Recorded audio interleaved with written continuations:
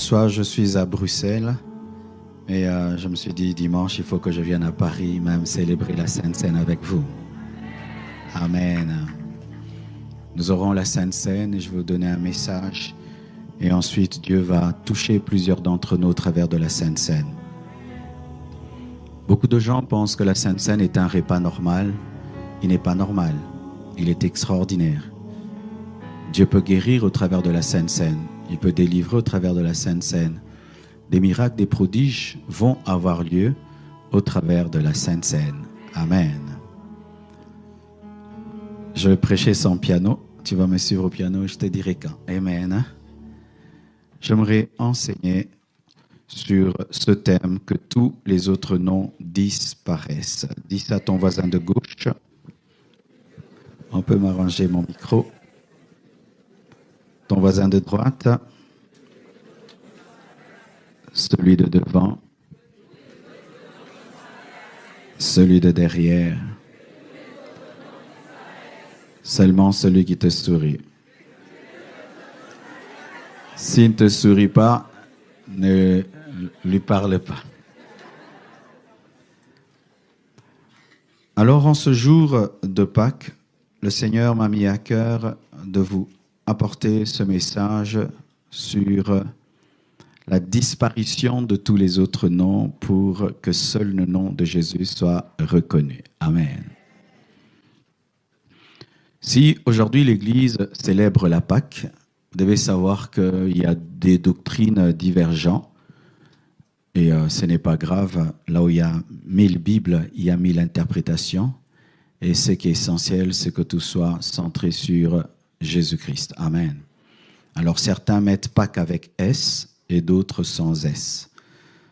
Alors, basiquement, la Pâque ne porte pas S. La Pâque est une fête juive qui célèbre la passation de l'Éternel pour la sortie d'Israël de l'Égypte pour entrer dans le désert et aller en Canaan. Un animal symbolisant Jésus-Christ de Nazareth a été immolé. Par famille a été placé, alléluia, a été placé sur les linteaux, et ainsi l'ange de la mort qui passait n'avait pas touché les enfants juifs, les premiers-nés. C'est ainsi que Israël était délivré. Et chaque fois, Israël devait commémorer cette sortie de l'Égypte au travers d'une fête, la Pâque sans S. Et Jésus-Christ, avant de mourir, alors qu'on préparait la Pâque, et quand on dit préparation de la Pâque, c'est lorsqu'on préparait l'agneau pascal afin de commémorer la sortie d'Israël de l'Égypte, Jésus-Christ établit la Sainte Seine. Amen. Jésus a établi la Sainte Seine alors qu'on commémorait la Pâque. Et ce n'est pas un hasard, c'était pour parler d'un shift de la Pâque, fête juive, pour entrer dans une autre Pâque spirituelle, car vous devez savoir que tout ce qui se passait dans l'Ancien Testament préfigurait ce qui doit se passer dans le Nouveau Testament. Amen. Alors, certains théologiens, pour différencier la Pâque juive, qui est la fête d'une passation de l'Éternel qui s'est faite en Égypte, et la distinguer avec la mort et la résurrection de Jésus-Christ, ont mis S devant Pâques, pour dire qu'il y a la Pâque juive et la Pâque chrétienne. Mais certains aussi célèbrent la Pâque chrétienne sans y mettre un S. Amen. Ils gardent Pâques, mais ils parlent de la mort et de la résurrection de Jésus. Il n'y a pas de problème. On ne va pas se tuer pour S. Amen. Si quelqu'un dit Pâques et il dit mort, résurrection de Jésus-Christ sans S, et l'autre dit Pâques avec S, il n'y a pas de problème. Amen. Alors, je vous ai donné 2 passages. Le premier part de la préparation de la Pâque qui a coïncidé avec la crucifixion de Jésus-Christ, afin de vous amener à voir que derrière la Pâque juive se cachait aussi un message sur la mort et la résurrection de Jésus-Christ. Mais je vous ai donné Acte 4, versets 11 à 12, afin de vous révéler ceci, c'est que lorsque l'homme rejette Dieu, alors qu'il travaille, il y a un vide qui se crée qui ne peut être comblé que par Dieu. Je répète, lorsque l'homme bâtit sa vie et chasse Dieu, lorsqu'il va construire et qu'il va finir, il y aura un vide que seul Dieu peut remplir. Ce qui fait que tout ce qui se bâtit sans Dieu demeure une maison inachevée. Amen. Jésus est la pierre principale qui a été rejetée par ceux qui construisent. C'est-à-dire que si tu construis sans la pierre principale, tu construis en vain. Quel que soit ce qui est bâti, si cela n'est pas bâti avec Jésus, cela n'est rien. Amen. Et Dieu a fait que celui qui a été rejeté devienne la source du salut de l'humanité. Amen. C'est-à-dire qu'il a fait de la pierre qui était trouvée banale la pierre principale sans laquelle la maison ne sert à rien. Et Dieu a fait que celui qui a été rejeté, et rejeté veut dire crucifié, quand on dit rejeté, crucifié, est devenu celui qui donne la vie. Il a fait que celui qui est tué soit celui qui donne la vie, afin que tous ceux qui vivent recherchent celui qui est mort. Alléluia. Alors regardez. Souvent, lorsque nous lisons la parole de Dieu au sujet de la Pâque, nous ignorons souvent les choses qui précèdent la Pâque, alors que les choses qui précèdent déterminent la valeur de ce qui vient. Amen. Les choses qui précèdent déterminent la valeur de ce qui vient.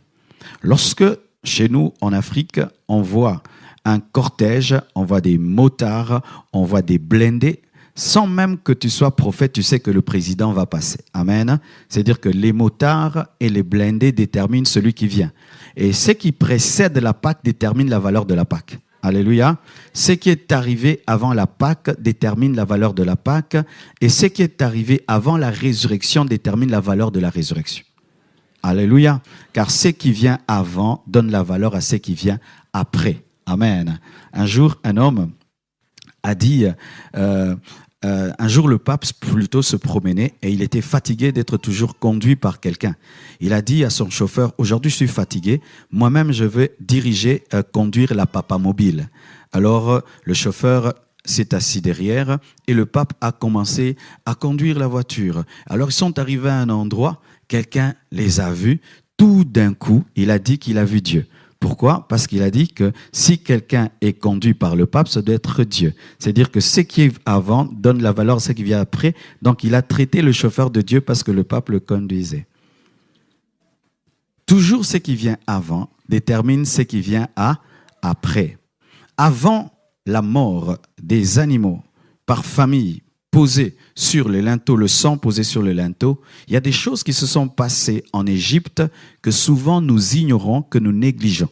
C'est pourquoi beaucoup de chrétiens passent à côté de la délivrance, de la bénédiction, parce que nous lisons vite les choses et nous négligeons les choses qui ont précédé. Amen.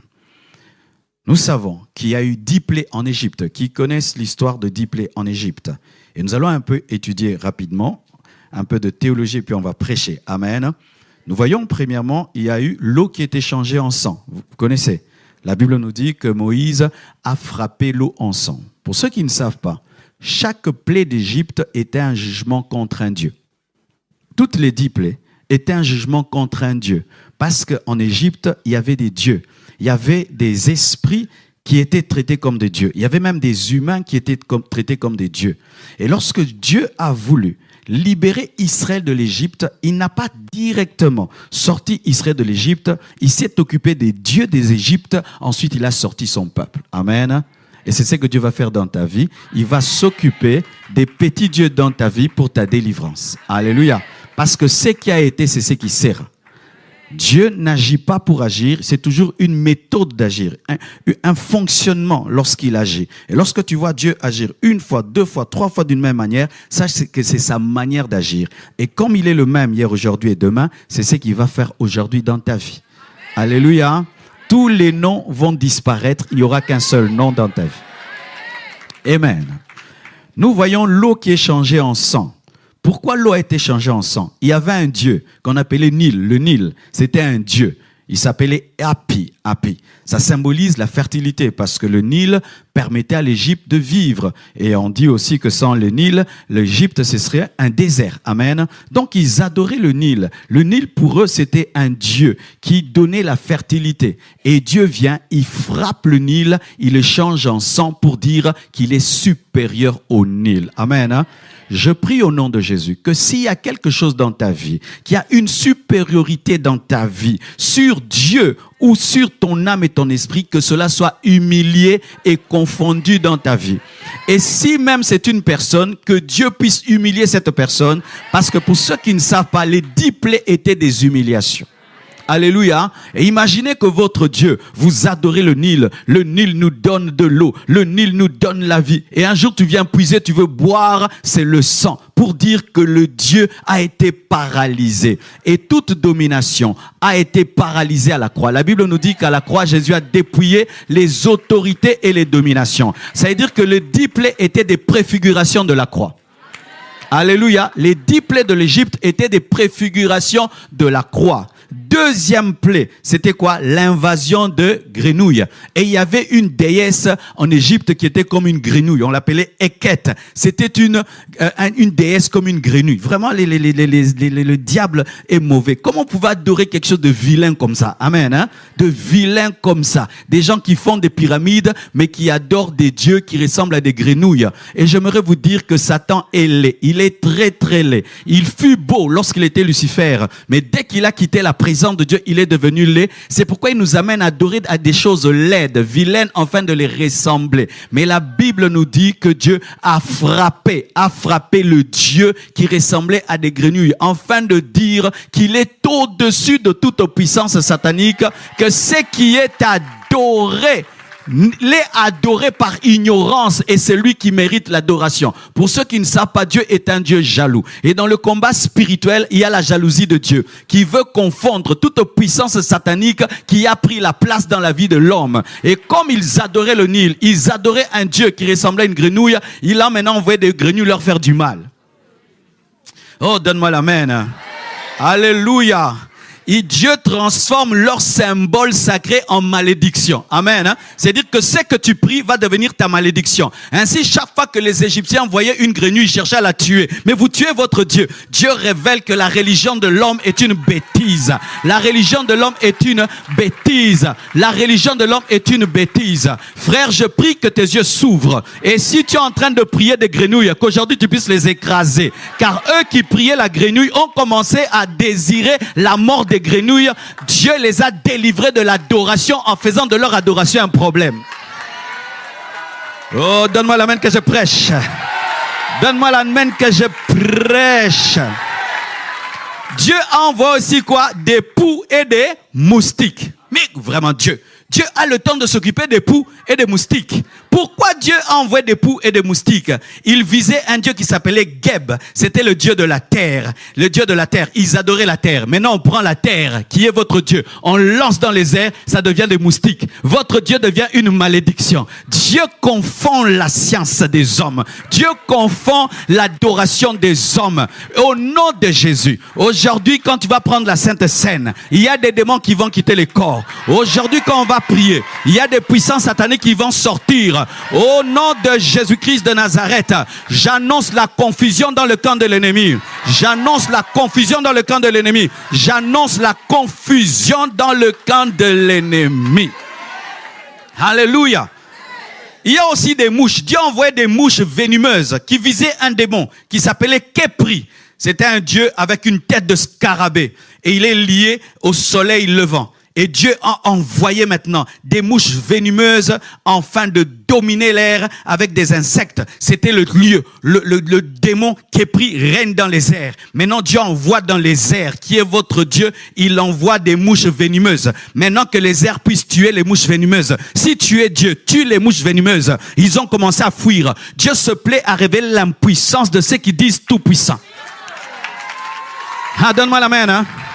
C'est pourquoi Élie a défié les faux prophètes d'invoquer Dieu, leur Dieu, pour que le feu tombe. Parce qu'il savait qu'un vrai Dieu n'est pas bloqué par un autre. Donne-moi l'amen. Il a dit, je vais amener Baal et Astarté sur le domaine de l'exaucement. Et vous devez savoir que les prophètes de Baal ont accepté le défi parce que Baal exauçait. Mais il ne peut pas exaucer devant l'Éternel. Il y a des choses qui marchent parce que l'Éternel n'est pas là. Quand l'Éternel vient, il y a des choses qui ne marchent plus. Donne-moi la main, hein. La sorcellerie opère là où il n'y a pas un vrai chrétien. Quand un vrai chrétien vient, ça s'arrête. Comme Élie était là, Baal ne peut pas répondre. Il pouvait répondre si Élie n'était pas là. Il y a des choses qui s'arrêtent par la présence des enfants de Dieu, par la présence de Dieu, par la présence de la gloire de Dieu. C'est pourquoi la présence d'un enfant de Dieu dans sa famille doit arrêter les choses. La présence de Dieu dans une famille doit arrêter les choses. Lorsque tu es là, ça doit s'arrêter. Qu'est pris? Fais quelque chose maintenant. Il y a maintenant des mouches venimeuses. Tue-le. Il n'arrive pas à les tuer. Frère, j'aimerais vous dire que les démons ne sont pas tout puissants. Satan n'est pas tout puissant. Satan n'est pas tout puissant. C'est l'Éternel. C'est Jésus-Christ qui est tout puissant. Oh, donne-moi la main. Donne-moi la main. En soi, Dieu était en train d'attraper tous les démons. En soi, à la croix, Jésus les a attrapés et dépouillés. Mais dans les disciples aussi, c'était pareil. En soi, ce qui a été fait était déjà fait. C'était un entraînement par rapport à la croix. Oh, donne la main. Donne la main. Et nous voyons encore la mort du bétail. Et il y avait une déesse qui s'appelait Hathor. C'était une déesse comme une vache. Et il y avait un dieu qui s'appelait Hapi, qui était comme un taureau. Et Dieu tue tous les bétails. Et le dieu qui ressemble à une vache, la déesse qui ressemble à une vache, et le dieu qui ressemble à un taureau ne peut pas sauver les taureaux et les vaches. Dieu était en train de leur enseigner. S'ils sont Dieu, qu'ils fassent quelque chose, qu'ils sauvent ce qui les ressemble. Comme moi, je sauve ce qui me ressemble. Car nous, on a été créés à l'image de Dieu, à sa ressemblance. Chanta baba. La haute sagesse de Dieu. L'homme était créé à l'image de Dieu et à sa ressemblance. Et Dieu sauve son image. Mais le Dieu qui ressemble à la vache et au taureau ne peut sauver les vaches et les taureaux. Pourquoi? Parce que c'est un Dieu impuissant. C'est-à-dire que Dieu, avant de s'occuper du principal, commence par les petits caporaux. Lorsque tu vois l'œuvre de Dieu commencer à toucher des petites choses dans ta vie, sache qu'il va évoluer. Et c'était niveau après niveau, niveau après niveau. Frères et sœurs, j'annonce au nom de Jésus que les chaînes sont brisées au nom de Jésus. Même si tu as Mami Wata, même si tu as un esprit qui t'a lié depuis ton enfance, comme Jésus est là, comme Jésus le restait là, tu es libre. Oh, donne-moi la main.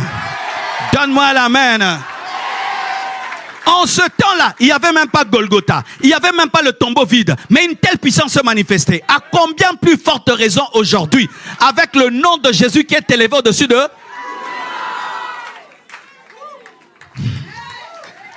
Oh, donne-moi la main. Hapi, mets de côté. Eket, de côté. Geb, de côté. N'oubliez pas le thème de mon message, hein, que tous les autres noms. Hapi, de côté. Dis Hapi, de côté. Eket, Geb, Kepri, Hathor.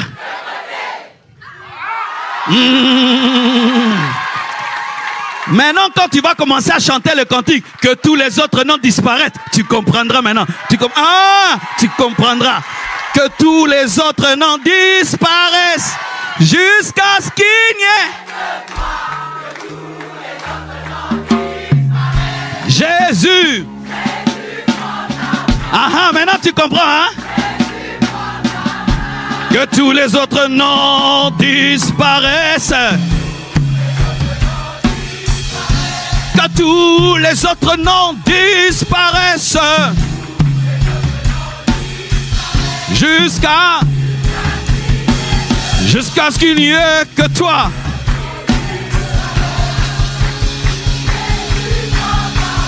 Dans mon cœur. Dans ma famille.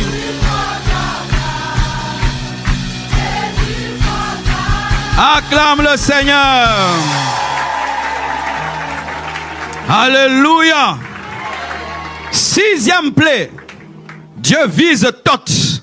Thoth, c'était un dieu de sagesse et de médecine. C'était le dieu de la médecine, le dieu de la sagesse. Et Dieu envoie les ulcères. Et les ulcères frappent même les médecins. Et ils ne peuvent pas se guérir. C'est lorsque Dieu confond même un médecin qui se prend pour très très intelligent. Moi, je ne crois pas en Dieu. Et il attrape le cancer qu'il soigne. Maintenant, soigne-toi toi-même. Et il ne peut se soigner. Et il commence à prier, Jésus, guéris-moi. C'est alors que Dieu le guérit. Je prie que tout orgueilleux qui est en ce lieu, Dieu le confonde dans son orgueil. Je prie que Dieu confonde les orgueilleux dans leur propre orgueil. C'est lorsque Dieu te donne un problème insoluble et tu dis que tu es bête. Ainsi, Dieu va t'aider afin que tu puisses le résoudre. C'était des gens qui étaient forts dans la médecine, très très élevés dans la médecine, mais Dieu envoie des maladies qui ne peuvent soigner et que même les médecins attrapent. Pour dire, guérissez-vous maintenant, on va voir. Guéris-toi toi-même, on va voir. Ça t'est déjà arrivé dans la vie. Que Dieu puisse te confondre dans le domaine où tu penses que tu es un professionnel. Ça t'est déjà arrivé dans la vie d'être confondu là où tu penses que tu peux tout. Et c'est très bien. Chaque fois dans ta vie que Dieu te confondra dans ta sagesse. Donc il veut t'élever en te brisant, en t'humiliant pour t'élever. Dieu nous délivre de choses que nous trouvons extraordinaires en les humiliant. Dieu nous délivre de choses que nous déifions en les désacralisant. Dieu nous délivre des choses qui sont notre protection en les détruisant, afin que lui seul soit notre protection, afin que lui seul soit notre sagesse et notre intelligence. Dieu crée des fois des problèmes pour en être lui-même la solution. Dieu crée des fois des problèmes pour en être lui-même la solution, afin que l'homme puisse s'humilier devant Dieu. C'est pourquoi il a rendu Abraham stérile, afin que Abraham ne recherche pas l'enfant dans sa femme mais en lui. Et ainsi, cet enfant ne sera jamais la gloire d'Abraham, mais sera la gloire de Dieu. Bénissez Dieu pour certains problèmes parce qu'il vous délivre de vos idoles. Donne-moi la main. 7e plaie, la grêle et le feu. Dieu visait un dieu qui s'appelait Nut et Shur. Nut, le dieu du ciel. Shur, le dieu de l'air. Et il a frappé la météo.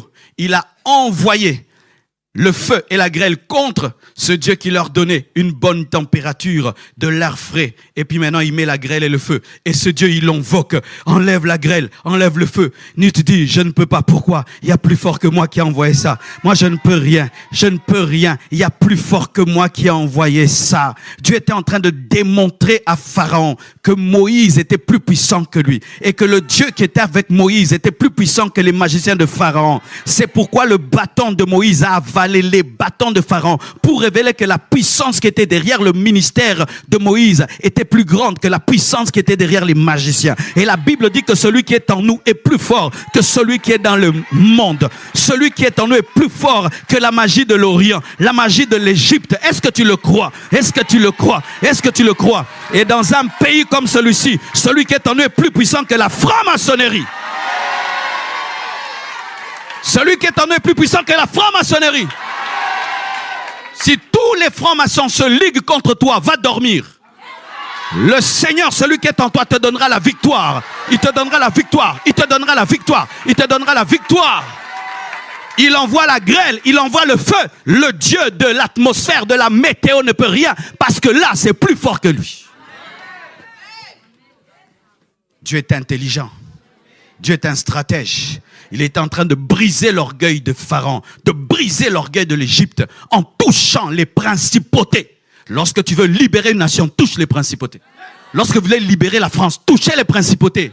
On ne libère pas une nation en ne touchant pas les principautés. Ça ne se libère pas comme ça. Si vous avez peur des principautés, vous ne prendrez jamais la France. Dieu, pour briser l'Égypte, a touché aux principautés de l'Égypte. Mais il ne faudrait pas que ces choses soient en toi. Jésus a dit, le prince de ce monde vient, mais il n'y a rien de lui en moi. Il n'y avait aucune de ces divinités en Moïse. C'est pourquoi Moïse pouvait les frapper. Car tu ne peux détruire le Nil si tu adores le Nil. Tu ne peux détruire un Dieu si tu l'adores. Il faut d'abord que tu le brises, afin de le vaincre.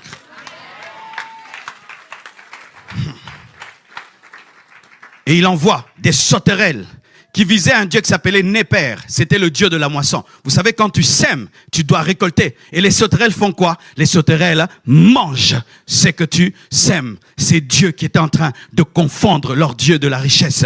S'il est fort, qu'il tue les sauterelles, les toutes petites sauterelles, ils ne pouvaient rien faire. Les démons sont des aventuriers. Les satanistes sont des aventuriers. Ils croient à un Dieu faible, un Dieu vaincu à la croix, dépouillé. Oh oui, si tu es dans la magie, je te le dis, tu as cru en un faible. Un faible. Ils étaient incapables de vaincre les sauterelles. Incapables de vaincre les sauterelles. Tu es dans la magie noire. Je te dis déjà, tu es un faible. Tu as cru en un faible. Comment tu peux être le disciple d'un faible, d'un vaincu, d'un précipité, d'un dépouillé? Oui, quiconque est dans la magie ici, tu t'es trompé d'endroit. Ce n'est pas là-bas qu'il y a la force. Ce n'est pas là-bas. Le diable était précipité. Il était vaincu. Et nous connaissons tous la magie de l'Égypte. Ça n'a rien fait contre un seul Moïse. Un seul Moïse. Un seul Moïse. C'est ça la parole. C'est ça la vérité. Jésus est fort. Dieu est puissant. Tout puissant. Tout puissant. Et en plus, il envoie les ténèbres. Il divise en deux la partie des Égyptiens est dans les ténèbres et la partie des Juifs est dans la lumière. Et vous savez qu'ils adoraient un Dieu, le Dieu du soleil, n'est-ce pas? Le Dieu Ra, c'était leur Dieu. Et tout d'un coup, le soleil, vraiment Satan est terrible. Il n'a même pas créé le soleil, mais il fait du soleil Dieu sans sa permission. C'est comme si je crée cette lampe-ci.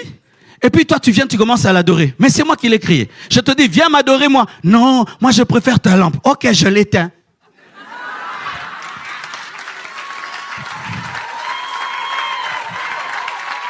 Alléluia. Satan, si le soleil est à toi, allume-le. Si c'est ta lampe, allume-la. Le soleil était à Dieu. Mais ils en ont fait un Dieu. Et Dieu l'a éteint. Maintenant, allumez-le. Chandalaba. Il voulait dire quoi? Le Dieu de Moïse est supérieur au Dieu soleil parce que c'est celui qui éteint et qui allume le soleil. Oh, Resaya Machaya. Je suis fier d'appartenir à ce Dieu puissant. Je suis fier de servir un tel Dieu puissant. Je suis fier de servir un Dieu puissant qui allume et qui éteint le soleil à volonté. Maintenant, ils ont commencé à chercher. Où est Dieu? Où est Dieu? Où est Dieu? On l'a éteint. Par qui? Son propriétaire. Oh, donc il n'était pas Dieu. Non, il n'a jamais été Dieu. Le soleil n'est pas Dieu. La lune n'est pas Dieu. Dieu n'a ni commencement ni fin. Mais il y a le jour de la création des astres. Pour être Dieu, voici les conditions. Tu dois être Dieu par toi-même. Incréé, ni commencement ni fin. Tu dois être parfait, en sagesse, en beauté, en sainteté. Tu dois être omnipotent. Tu dois tout faire. Tu dois être omniprésent, être partout. Tu dois être omniscient, tout connaître. Personne ne peut répondre à cet examen si ce n'est l'Éternel. Personne. Et si tu ne réponds pas à ça, tu es Dieu avec des minuscules. Et il n'y a qu'un seul qui est Dieu avec des majuscules. Donne-moi la main. Je marche avec la fierté de quelqu'un qui est plus que l'ambassadeur des États-Unis à Paris. Donne-moi la main. Tu vois comment l'ambassadeur des États-Unis marche? Moi, je suis l'ambassadeur plénipotentiel du gouvernement céleste. Donne-moi la main. Dans ta famille, tu es l'ambassadeur d'un Dieu tout-puissant. Dans ton école, l'ambassadeur d'un Dieu tout-puissant. Alléluia. Tu rentres dans votre village, ambassadeur du Dieu tout-puissant. J'aimerais parler à certains au milieu de vous. Vous avez peur de venir en Afrique. Vous avez peur de Mbassou. Honte à vous. Oui. Quand vous venez à Kinshasa, vous me faites rire. Hein. Il paraît ici, il y a la sorcellerie. On va te jeter un truc là et puis ton pied va gonfler. Je ne viens pas. On va faire gonfler mon pied. Hein? Toi, tu crois qu'un petit sorcier peut faire gonfler ton pied? C'est pourquoi vous ne venez pas à la compassion Kinshasa. Je vous défie, venez cette année. Je vous défie, venez cette année. Je vous défie, venez cette année. Je vous défie, venez cette année. Je vous défie, venez cette année. Oui, je sens de creuser là. Tu as fui les sorciers de ta famille qui est en Afrique ici. Et tu as peur de rentrer au Congo. Ou je ne sais pas, à Abidjan. Et tu pries. Seigneur, je suis fort. Mais va visiter la famille quand même. Non, non, non. Pourquoi? Il y a l'oncle là, il tourne les têtes déjà. Incrédule. Sans la foi, il est impossible d'être agréable à Dieu. Même si tu es un Dieu puissant, tu dois croire en lui pour qu'il te protège. Si tu ne crois pas, il ne te protégera pas. Parce que la foi est appelée bouclier. Et dans la guerre spirituelle, ce qui te protège, c'est ce que tu crois que Dieu peut faire pour toi. Et si tu crois qu'un sorcier peut te toucher, il te touchera. Mais si tu ne crois pas, si tu ne crois pas, il ne te fera rien du tout. Donne-moi la main, hein? Donne-moi la main, donne-moi la main, donne-moi la main, donne-moi la main, donne-moi la main, donne-moi la main, donne-moi la main. Alléluia. Dites avec moi, prise de finition. Toutes les 9 plaies n'ont délivré personne. Malgré les 9 plaies, ils ne sortaient pas, ils étaient là. Le Nil se change en sang, ils sont là. Grêle, feu, ils sont là. Ils frappent les grenouilles, toujours là. Les vaches, tout le monde, ils sont toujours là. Ils ne bougent pas, Pharaon. Mais il y avait une prise de finition. Les premiers-nés. Dieu regarde. Malgré tout ce qu'il fait. Ah, j'aime ce piano maintenant.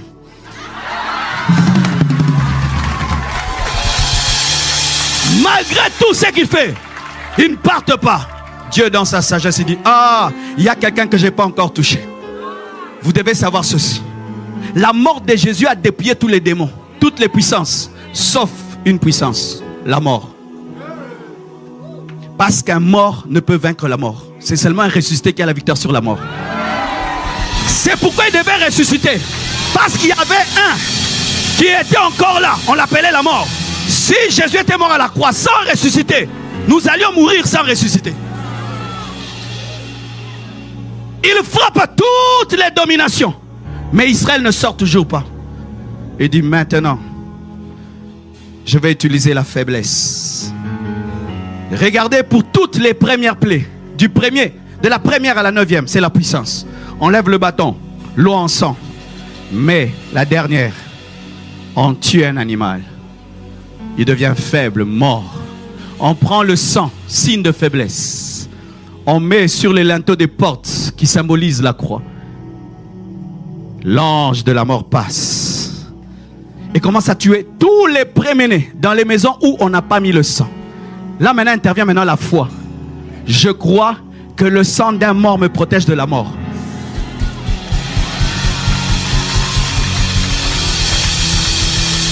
Alléluia. J'aimerais faire un clin d'œil aux musulmans qui ne comprennent pas le christianisme. Comment est-ce que vous croyez en quelqu'un d'autre pour qu'il meure pour vous? Nous, on n'a pas besoin de prendre des bombes pour mourir et aller au paradis. Nous entrons dans la mort de quelqu'un d'autre et puis on va au paradis. Pourquoi? Parce que le christianisme, c'est la faiblesse.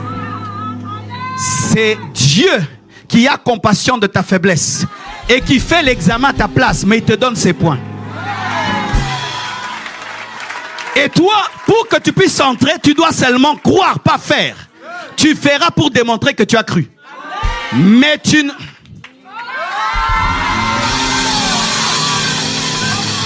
Je donne un exemple.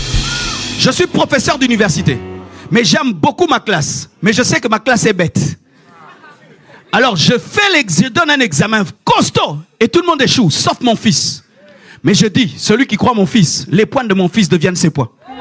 Qu'est-ce que tu as besoin de faire? De faire l'examen? De croire au fils. Dieu a donné un examen au monde entier. Les 10 commandements, nous tous on a échoué. Car par rapport aux 10 commandements, si tu pèses seulement contre un seul, tu as 0 sur 10. Mais Jésus est venu, il a tout accompli. Maintenant nous sommes incapables de faire ce qu'il a fait. Mais nous pouvons croire en lui pour que ça nous soit transféré.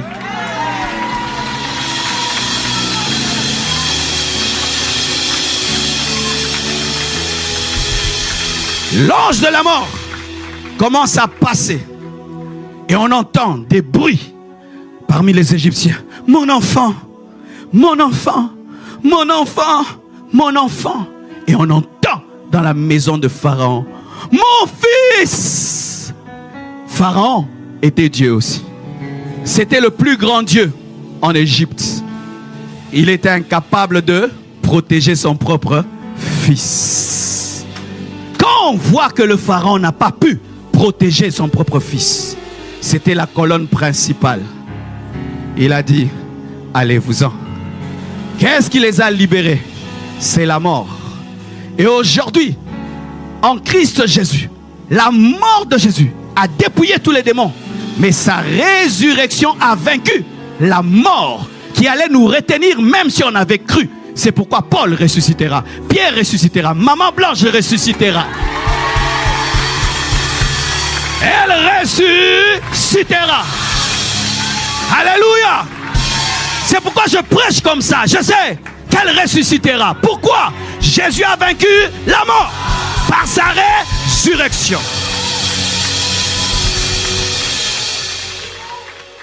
Qu'est-ce que ça t'enseigne à toi et à moi? Voici l'enseignement. Chaque fois que tu recherches la délivrance, tue les idoles. Cette partie, vous n'en avez plus aimé. C'est pas grave.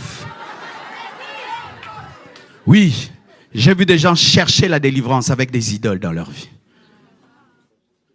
J'ai prié un jour pour une sœur. J'ai dit, je chasse les démons ne partent pas. Et puis Dieu me dit, réveille-la. Je la réveille. J'ai dit, Dieu me dit que tu dois pardonner à quelqu'un. Va pardonner puis reviens. Elle est partie. Elle n'est jamais revenue comme un démon qui est allé dans les lieux arides. Vous cherchez la délivrance avec la haine dans vos cœurs. Comment Dieu va vous délivrer? Vous voulez la Pâque, mais vous avez des dieux dans vos cœurs. Vous cherchez la délivrance avec des maris d'autrui. Vous habitez même avec des gens qui ne vous ont pas épousés. Comment vous serez délivré? Oh, je sais que cette partie-là, vous n'allez pas aimer. Mais je vais prêcher tout.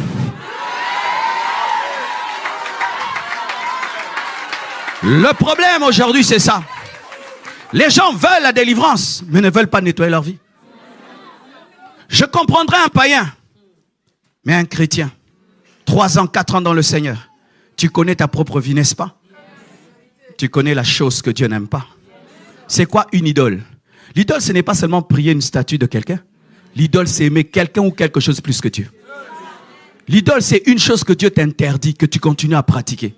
C'est ça ton idole. Et vous avez des idoles dans vos cœurs. Tu as dit amen avec une idole dans ton cœur. Avec une chose interdite dans ta vie. C'est ce qui bloque tout. Ça bloque tout. En soi, c'est que vous ne savez pas. C'est que Dieu fait disparaître tous les noms pour qu'il n'y ait que son nom. Et comment le nom disparaisse? C'est en les tuant. C'est lorsque tu renonces à une chose que cette chose meurt, que Dieu vit. Car il n'y aura pas 2 seigneurs dans ta vie. Il faut qu'il n'y en ait qu'un seul. Et c'est le mal qui doit mourir pour que Dieu se manifeste. Alors voici le premier pas vers la délivrance. Ce n'est pas s'agenouiller, on chasse les démons en toi. C'est détruire les idoles qu'il y a dans ta vie. Toi-même, tu les détruis. Toi-même, tu renonces. Tu vois, tu cherches un homme, tu dis c'est fini avec toi. Tu es un païen, moi je suis chrétienne, on ne peut pas marcher, nous marier. Oui, parce que certaines, vous êtes fiancés à un païen.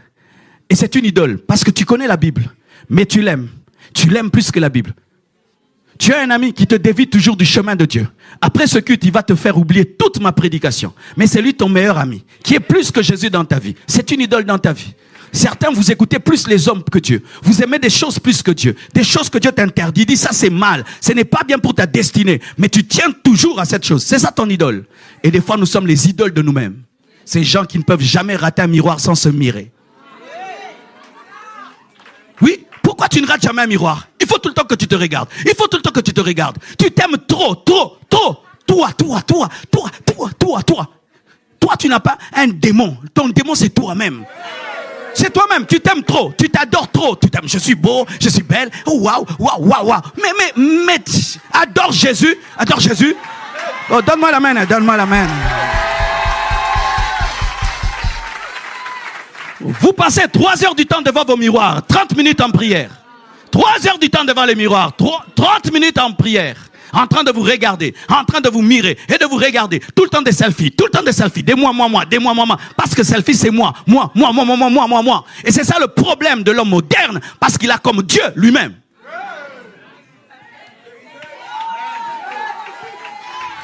Dis à ton voisin, tu ne peux pas t'oublier un peu?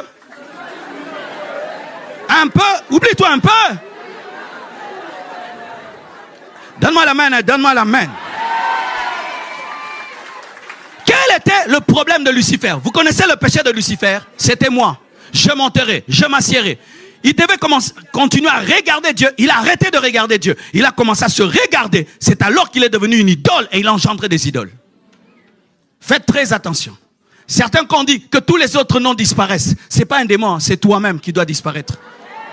C'est toi-même qui doit... Les égoïstes et les orgueilleux, c'est vous-même qui devez disparaître. C'est toi-même qui doit être crucifié. Toi-même, ta chair, ton moi, ton ego doivent être crucifiés. C'est pas toujours un démon le problème dans la vie des chrétiens. Des fois, c'est toi-même, ton orgueil, ton égoïsme, ton moi. Jésus, en venant sur la terre, n'a pas seulement dépouillé les démons à la croix, il a crucifié la chair. La chair a été crucifiée. Pourquoi? La chair, c'est un Dieu. Moi, c'est un Dieu. Aujourd'hui, nous sommes dans le monde du moi, de je, de moi, je. C'est ce qui nous tue. C'est pourquoi, lorsque tu sens Dieu commence à te crucifier, bénis-le. Tu es sur le chemin de ta délivrance. Quand tu vois Dieu commencer à t'humilier, bénis-le. Lorsque tu commences à te voir que tu es petit à tes propres yeux, bénis-le. C'est le chemin pour ta libération. Parce que Dieu ne sauve que ceux qui sont morts à eux-mêmes. C'est démontré dans la natation. Lorsque tu veux sauver quelqu'un de la noyade et qu'il est en train de trop bouger, laisse-le tranquille. Laisse-le boire de l'eau et boire encore jusqu'à ce qu'il soit un peu mort. Tu le sortiras calmement. Et Dieu fait cela aussi dans nos vies. Il nous crucifie. Comme ça, il peut te diriger. Car on dirige facilement un mort.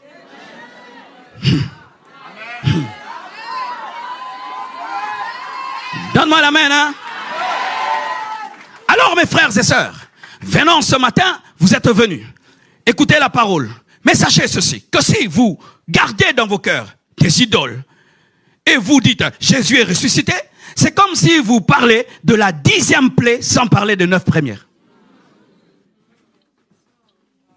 C'est pourquoi il y a la différence entre les chrétiens. La différence entre les chrétiens, c'est la destruction des idoles. Celui-ci, dans sa vie, il cherche ce qui n'est pas de Dieu, il casse. Quand j'ai donné ma vie à Jésus, j'avais des idoles. C'était la musique du monde. C'était moi-même. C'était la sape. C'était les filles. Et tu t'es converti. Tu as donné ta vie à Jésus à l'église, mais ta copine n'est pas à l'église. Alors tu dois aller la chercher maintenant. Et puis je suis allé la chercher. J'ai dit, c'est fini entre nous deux. J'aime quelqu'un d'autre. Elle a cru que c'était notre fille. J'ai dit non, c'est un garçon. Jésus. Elle a dit, toi tu joues avec moi. Elle m'a secoué comme ça. J'ai dit, Dieu, tu vois, je me convertis. Maintenant une fille me bouge. Et tu ne peux pas réagir parce que tu es chrétien. On ne tape pas les filles. Et ensuite, tu rentres dans ta chambre. Tu trouves en ces temps-là, c'était des disques. Des disques que tu as eu. Vraiment, ça t'a coûté les yeux de la tête.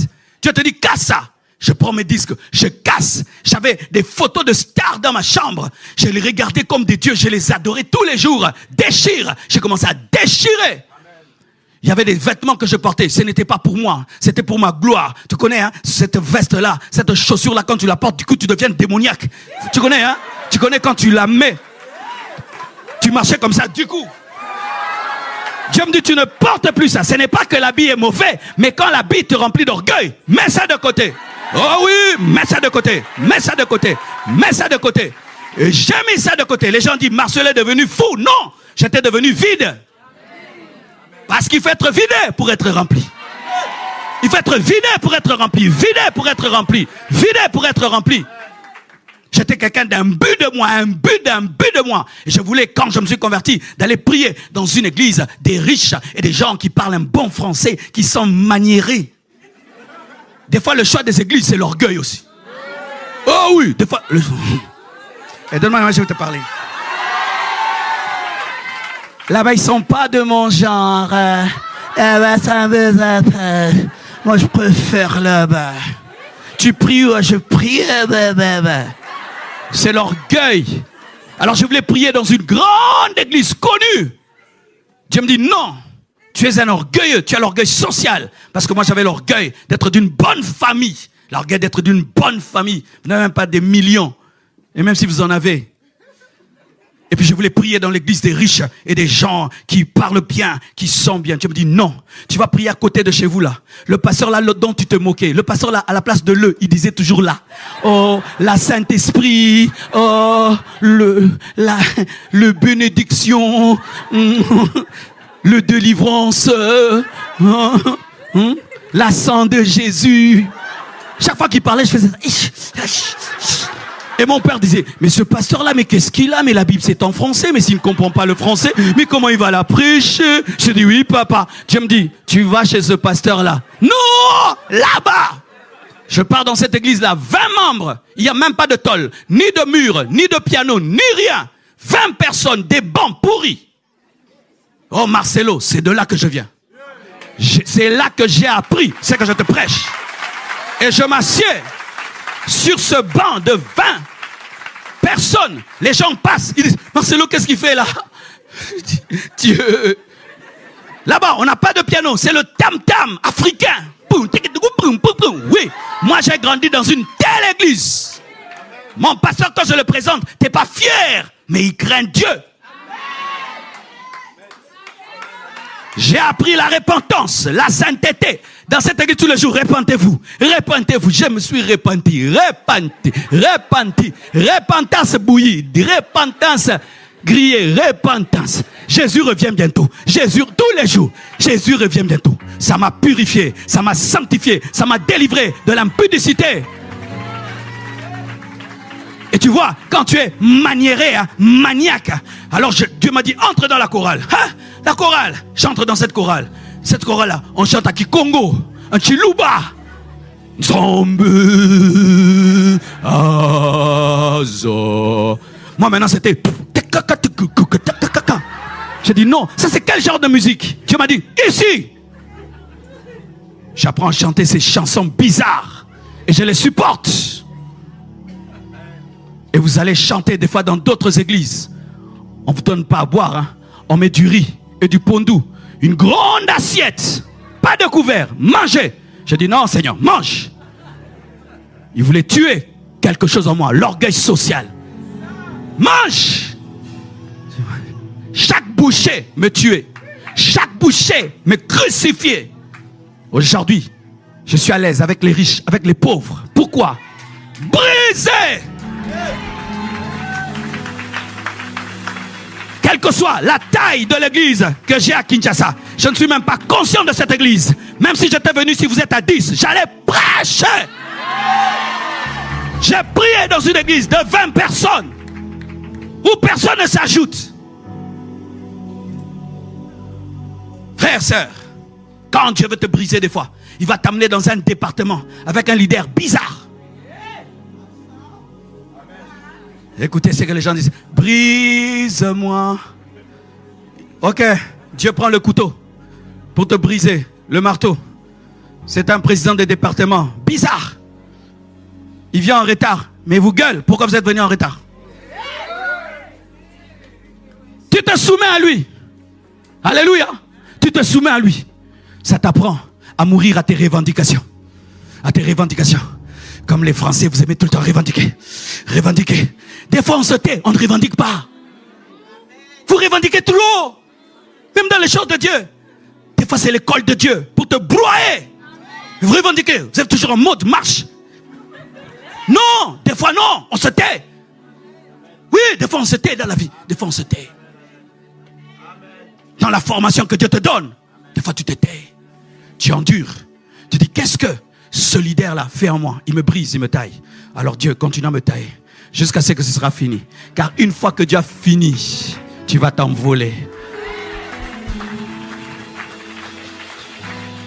Et j'aimerais terminer en vous disant ceci, mes frères. Christ Jésus a dépouillé les autorités et les dominations parce qu'il n'y avait rien d'eux en lui. Enlevez de vos vies tout ce qui est ténébreux, tout ce qui est mondain, tout ce qui est satanique, tout ce qui est péché. Enlevez cela de vos vies. Enlevez. Même si ça fait pleurer. Jésus a pleuré à la croix. Il n'y a pas une vie chrétienne sans sans sacrifice. Il n'y a pas de vie chrétienne sans prix à payer. Il n'y a pas une vie chrétienne sans un jour avoir mal. Ça n'existe pas. Ça n'existe pas. Cette vie chrétienne-là n'existe pas. Quiconque veut suivre le crucifié vivra la croix. Quiconque veut suivre celui qui a porté la couronne d'épines marchera sur les épines.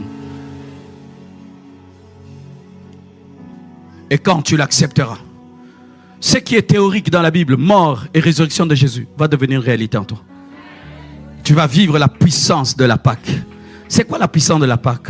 C'est vivre la mort et la résurrection en toi.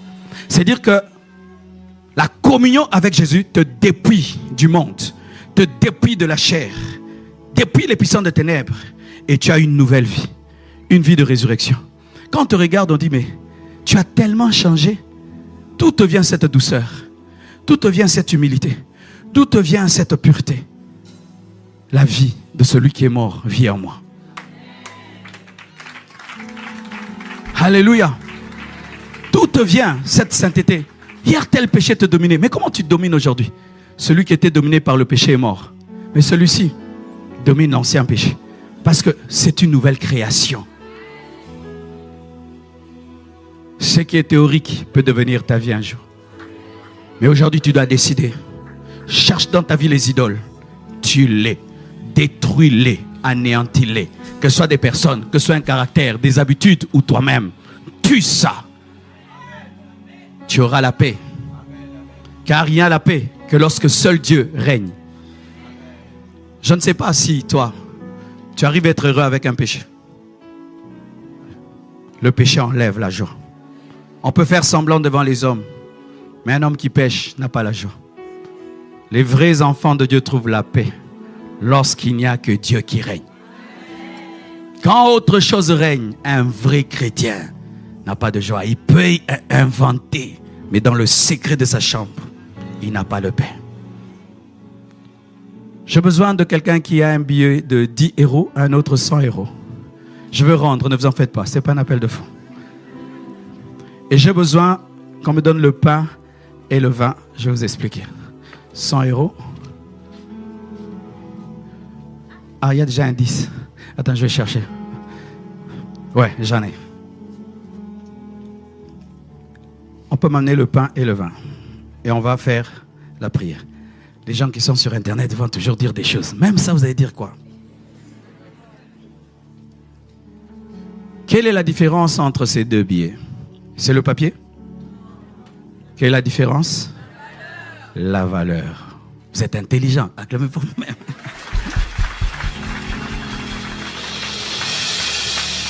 C'est le même billet, même papier, même pays, euro, même continent. Mais ici, on a décidé seulement d'ajouter un 0. N'est-ce pas? Et du coup, ce billet, avec un 0 de plus, permet d'acheter plus. Et si on venait ici, on ajoutait 3 zéros, du coup, il a plus de valeur. Sa valeur, ce n'est pas son égalité de matière, mais c'est le chiffre, n'est-ce pas? Il en est de même. Ça symbolise le pain que tu manges tous les jours. Et ça symbolise la Sainte Seine. C'est le même pain, mais pas la même.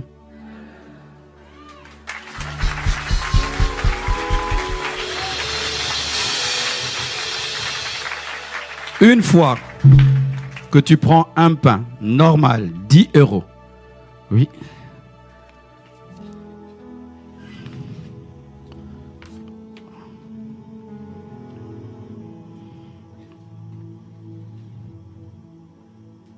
vous voyez ce pain, c'est 10 euros pour l'instant. Mais une fois qu'on le bénit et on prie et on le rompt en mémoire de Jésus qui est mort et ressuscité, ça devient 100. Ce pain-ci, quand il est à 10, tu le manges, tu n'as plus faim, c'est tout. Tu as de l'énergie. Mais quand on le bénit en mémoire de la mort et la résurrection de Jésus, il peut guérir, il peut délivrer, il peut libérer. Mais c'est le même pain. Mais la valeur change à cause de la bénédiction. Il en est de même avec ce jus de raisin. Tu peux le boire dans une fête, sa valeur est 10. Ça te désaltère, c'est sucré. Mais une fois qu'on prie et on dit que c'est les symboles du sang de Jésus-Christ, sa valeur change, ça devient un sang, ça peut guérir, ça peut délivrer. Je connais des gens qui ont été guéris en prenant la Sainte Seine. D'autres qui étaient empoisonnés, ils ont été guéris en prenant la Sainte Seine parce qu'ils ont cru que la valeur a changé. Si tu regardes le papier, tu diras que 10 € et 100 €, c'est pareil. Mais celui qui connaît les chiffres sait qu'un 0 de plus change tout. Et ici, il n'y a pas plus, il n'y a pas qu'un 0 de plus. Il y a la puissance de la croix, et la puissance de la résurrection, et la puissance du sang versé. La Bible nous dit que certains, en prenant indignement la Sainte Seine, sont morts et sont devenus infirmes. Je dis toujours, si une chose peut rendre malade, elle peut s'y guérir. Si on prend indignement la Sainte Seine, on tombe malade, on meurt, on devient infirme. Donc si on prend dignement, on est guéri de l'infirmité, on a une longévité, alléluia, et on est restauré. Je prends régulièrement la Sainte Seine, en dehors de l'église, à la maison chez moi. J'ai un coin, il y a ma coupe et il y a toujours du pain. Pourquoi? Parce que un repas aussi puissant, il faut le prendre souvent.